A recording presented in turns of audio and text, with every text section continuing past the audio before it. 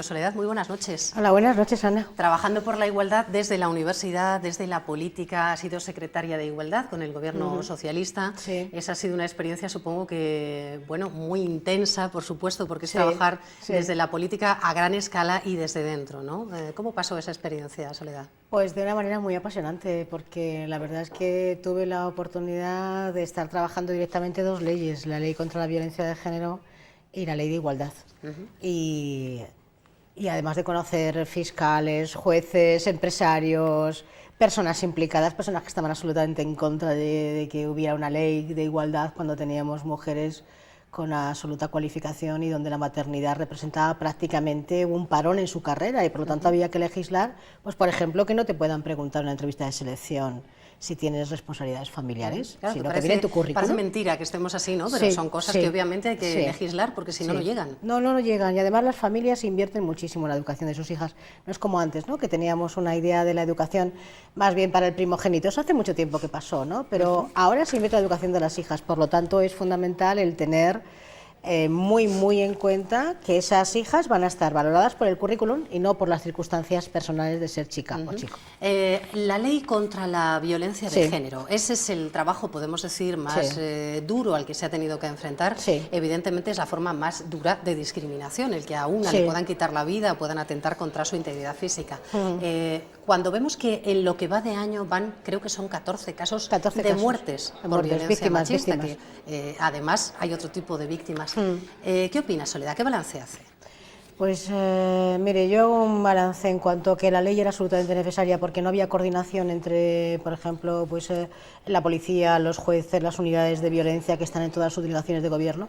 Y por otra parte, el balance que hago es que aún necesitamos hacer evaluaciones de la ley a efectos de pedir responsabilidades, por qué se levantan órdenes de protección, por qué no se considera que un proceso de separación es una situación de alto riesgo, de altísimo riesgo, porque el sentimiento de pertenencia lo tiene el agresor y puede ser una chica jovencita que ayude a explicarle que no, que quiere terminar con él, o una mujer madura que esté en proceso de separación. En ese momento hay que afinar muchísimo los resultados. Entonces yo creo que hay que hacer una evaluación, pedir a los agentes, a los responsables que nos den una valoración también de qué falla, qué falta y qué podíamos mejorar. Sin la ley, desde luego, estaba cada uno trabajando en su campo de juego. Ahora trabajan juntos.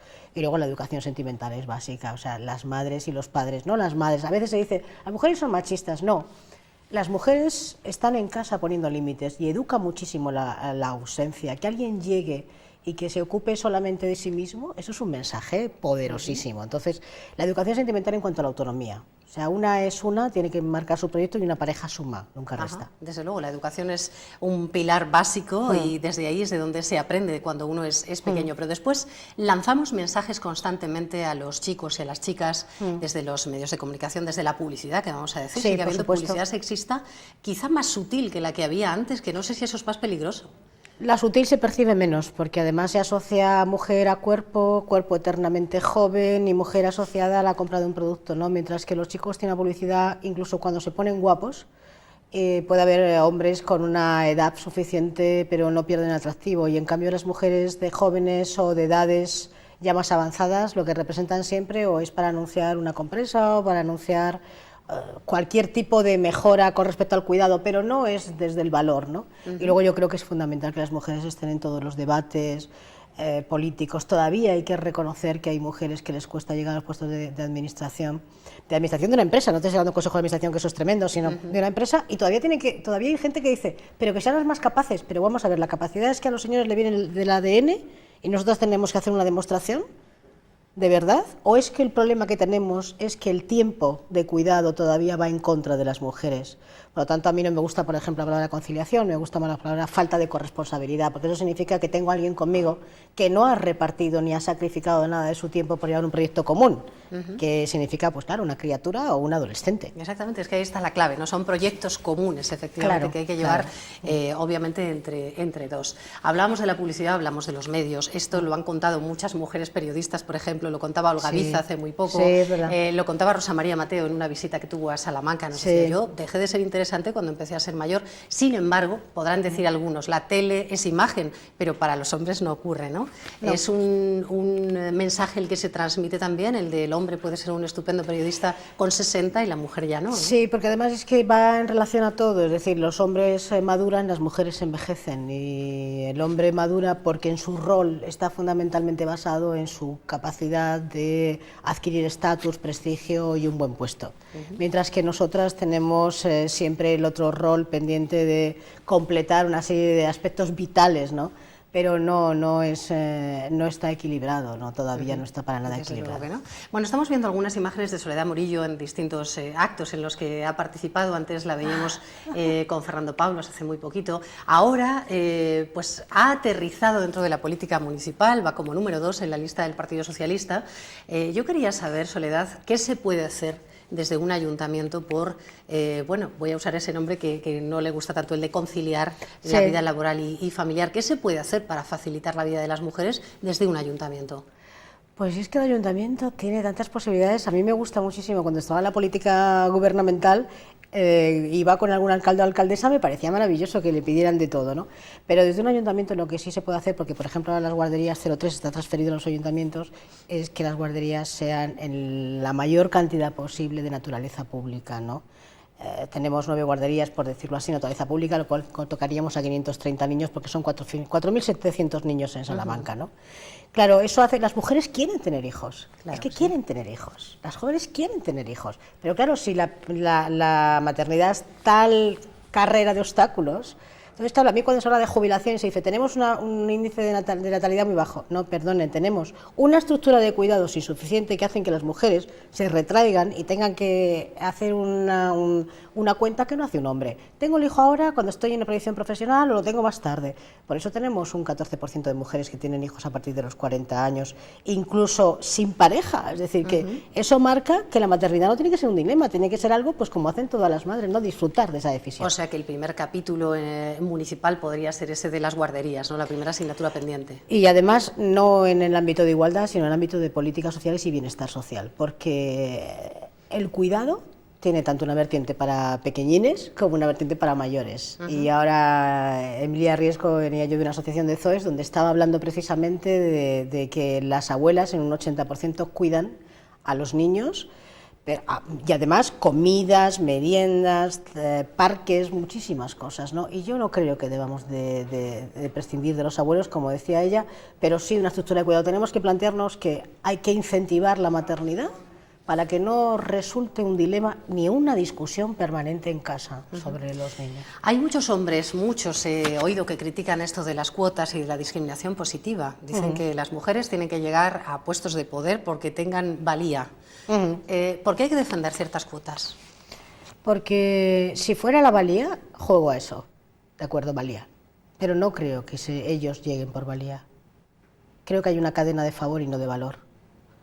Y creo que además no estamos en esto jugando de manera limpia, ¿eh?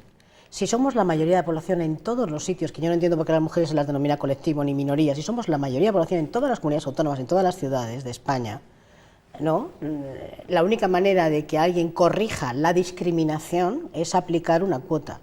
Y con las listas electorales lo que hicimos no es aplicar cuotas, aplicar representación. Si para gobernar necesitan las mayorías y pactan con otros partidos políticos, ¿por qué vas a prescindir de la mayoría de la población? Entonces, quien está en contra de las cuotas es que se cree con derecho y además con valía. O sea, es impresionante. Siendo minoría, dices, oiga, aquí hay algo que no funciona bien. O sea, que usted es el que vale. Y a mí me hace un examen. No, vamos a hacerlo los dos. Y a ver si usted tiene más talento o tiene más tiempo. Y si tiene más tiempo, ¿de dónde lo saca? ¿De su mujer, de su madre, su hermana? De quien se queda en casa, ¿no? En el cuidado de la casa y de la familia, probablemente. Bueno, hay otras muchas cosas de las que hablar relacionadas con la igualdad de las mujeres, pero a mí no me gustaría pasar por alto la exigencia social desde el punto de vista de la estética que hay con las mujeres. Lo estamos viendo ahora con las ministras del gobierno del PSOE, ¿no? Que son muchas mujeres, afortunadamente, pero que están teniendo unas críticas tremendas pues porque tienen arrugas o porque tienen el pelo largo o corto o porque están más gordas o más flacas, ¿no? ¿Cómo lo vive eso, Soledad, después de tanto trabajar por la igualdad? A mí me parece que este país aún necesita que haya gente que piense que no se puede estar a favor de la ayuda a Haití, y quedarse con la conciencia tan limpia, y paralelamente, y lo sé por datos concretos, está criticando el peso de una persona. Por eso la nueva ley de igualdad de trato habla de un nuevo derecho que también estamos trabajando en Naciones Unidas sobre la no discriminación a las personas obesas. Por lo tanto, me parece impresentable, absolutamente injusto y propio de una mezquindad impropia de un país desarrollado como el nuestro, el que alguien valore a alguien por su aspecto físico. O sea, tenemos muchísimo cuidado con las personas con discapacidad, tenemos muchísimo cuidado con las personas de otra raza, pero ahora aparecen otro tipo de discriminaciones, por edad y por peso. Y por lo tanto, a mí me sorprende, ¿no? Además me parece cruel, o sea, hay una crueldad y eso debería plantearse. O sea, uno puede hablar del alcalde de Valladolid, pero también hay locutores en televisiones públicas que están hablando, en cadenas privadas, que están hablando de que les sobra peso, en tono de humor, en tono... No, pero no valen los envoltorios. Sí, obviamente no nos vale el tono no nos de vale humor los envoltorios, con las eso personas es cruel. discapacitadas, no lo toleramos. No lo toleramos, ahí somos exigentes, porque no queremos que nadie sea medido por una circunstancia, jamás. Y no asimilamos incapacidad e incompetencia. Bueno, pues la gordura no puede estar asimilada a fealdad. Así es. Bueno, me decía Soledad algunas de las acciones que están emprendiendo desde el Comité Antidiscriminación de las Naciones Unidas. Sí. ¿De qué más formas se trabaja en pro de las mujeres? Sobre todo se está pidiendo a los países desarrollados que tengan estructuras de cuidado. No podemos tener a la población retenida en casa porque haya poco trabajo. A los países subdesarrollados se está pidiendo que las niñas tengan derecho a ir a las escuelas con toda la seguridad, es decir, que no sean maltratadas, se abuse sexualmente de las niñas, ¿no? El derecho a educación es lo único que te permite tener información sobre otros derechos, pero los países desarrollados como el nuestro, la estructura de cuidado es fundamental. Y si además cogemos hoy lo decía también Emilia Riesco, ¿no? Las abuelas, con todo el cuidado que hacen las abuelas en nuestro país, representan el 35% del Producto Interior Bruto. ¿Qué medimos? ¿El trabajo que se realiza si a cambio va un salario o el trabajo que yo realizo para que otro tenga la oportunidad de realizar el trabajo? Es decir, ¿doy bienes y servicios? Pues vamos a medirlo en términos del Producto Interior Bruto. Lo que pasa es que no somos inteligentes ahí, ¿no? Y yo creo que tenemos que demandar repartir cuidado. Y además no va a haber mujeres disponibles que cuiden, porque la mujer ligada a sacrificio, abnegación, que tanto nos han exaltado aquellos que no se sacrifican ni tienen abnegación, resulta que no van a estar cuidando a las mujeres más mayores. Mis alumnas de 22 años no van a cuidar a su madre posiblemente, sino que van a tener que demandar estructura de cuidado que dé el mercado, la sociedad, ¿no? Y curiosamente en los países desarrollados siempre hay un número de mujeres empleadas muy alto. En los países subdesarrollados el desempleo es crónico. Pues ya ven, hay mucho por lo que luchar en el mundo más desarrollado y qué vamos a decir de los países menos desarrollados, por supuesto, donde también trabajan desde las Naciones Unidas. Le agradezco mucho a Soledad Murillo que haya venido estos minutos para hablar de temas de mujer en este día 8, martes, Día de la Mujer Trabajadora y de la mujer en general. Gracias por haber venido y tendremos más ocasiones de seguir hablando de mujeres. Gracias, Soledad. Muchísimas gracias a ti, Ana, muchísimas gracias.